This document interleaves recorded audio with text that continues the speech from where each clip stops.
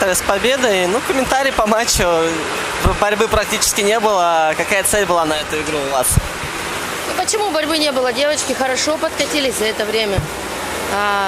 У них тренер появился, ну, соответственно, наверное, и дисциплина, поэтому любой матч, ну, как бы мы боремся, и борьба была. Ну, в любом случае, 12-0, да, это говорит о том, что подавляющим преимуществом владела Гризли-1. Понятно, что на фоне первого тура лучше выглядела Егорчанка, но в целом, может, что-то отрабатывали же на следующие матчи, там, к игре с Кузнечанкой, связи какие-то? Ну, конечно, в любом матче что-то нарабатываешь, отрабатываешь, что-то наигрываешь, поэтому наша задача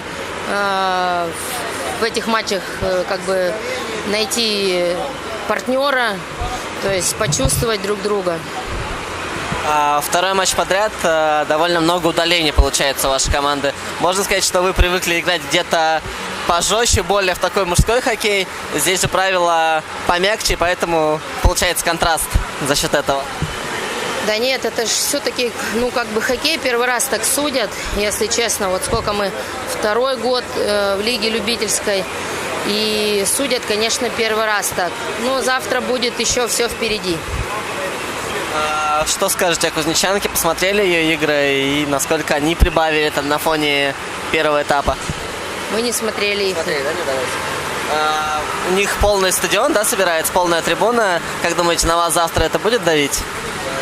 Но я думаю, что в любом матче как бы трибуны не должны влиять на результат, поэтому мы будем максимально стараться играть так же, как и предыдущие матчи. Можно сказать, что все-таки сегодняшний день для вас был такой втягивающий, и это была подготовка именно к завтрашнему, ну, главному дерби, главному матчу турнира?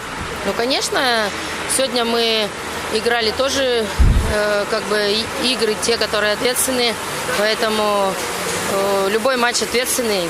Для меня без разницы, на какой матч выходить. С Кузнечанкой, то есть игра не стоит особняком? Ну, обыкновенный матч, поэтому настраиваемся, как всегда.